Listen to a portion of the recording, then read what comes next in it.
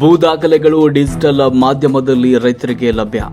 ರಾಜ್ಯ ಸರ್ಕಾರ ಅತ್ಯಂತ ಮಹತ್ವದ ಭೂ ಸುರಕ್ಷಾ ಯೋಜನೆಯನ್ನು ಜಾರಿಗೆ ತರುವ ಮೂಲಕ ನಿಮ್ಮ ಭೂ ದಾಖಲೆಗಳನ್ನು ನಿಮ್ಮ ಅಂಗೈಯಲ್ಲಿ ನೀಡುವ ಅನೇಕ ರೀತಿಯ ಗೊಂದಲ ನಿವಾರಿಸಿತು. ಜನರು ಇನ್ನು ನಿಮ್ಮ ಅಗತ್ಯ ದಾಖಲೆಗಳನ್ನು ನೀವು ಇದ್ದ ಜಾಗದಲ್ಲಿಯೇ ನೋಡಬಹುದು ಎಂದು ರಾಜ್ಯ ಖನಿಜ ನಿಗಮದ ಅಧ್ಯಕ್ಷ ಶಾಸಕ ಜಿಎಸ್ ಪಾಟೀಲ್ ಅವರು ತಿಳಿಸಿದರು. ಬುಧವಾರ ತಹಶೀಲ್ದಾರ್ ಕಚೇರಿಯಲ್ಲಿ ಭೂ ದಾಖಲೆಗಳ ಡಿಜಿಟಲೀಕರಣದ ಭೂ ಸುರಕ್ಷಾ ಯೋಜನೆಗೆ ಚಾಲನೆ ನೀಡಿ ಅವರು ಮಾತನಾಡಿದರು.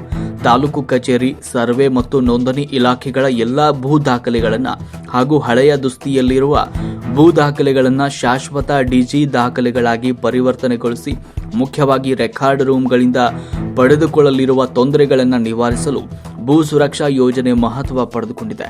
ರೈತರು ಯೋಜನೆಯ ಬಗ್ಗೆ ತಿಳಿದುಕೊಳ್ಳಬೇಕು ಎಂದು ಸಲಹೆ ನೀಡಿದರು.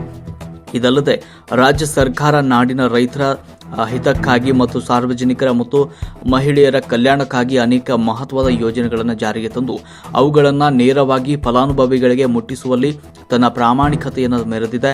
ಅಲ್ಲದೆ ಭೂ ಸುರಕ್ಷಾ ಯೋಜನೆಯನ್ನು ಜಾರಿಗೆ ತಂದು ನಾಡಿನ ಜನರಿಗೆ ಮತ್ತಷ್ಟು ನೆಮ್ಮದಿಯನ್ನು ರಾಜ್ಯ ಸರ್ಕಾರ ನೀಡ್ತಾ ಇದ್ದು, ಸರ್ಕಾರದ ಮೇಲೆ ನಾಡಿನ ಜನರ ಆಶೀರ್ವಾದ ಇರಬೇಕು ಎಂದರು.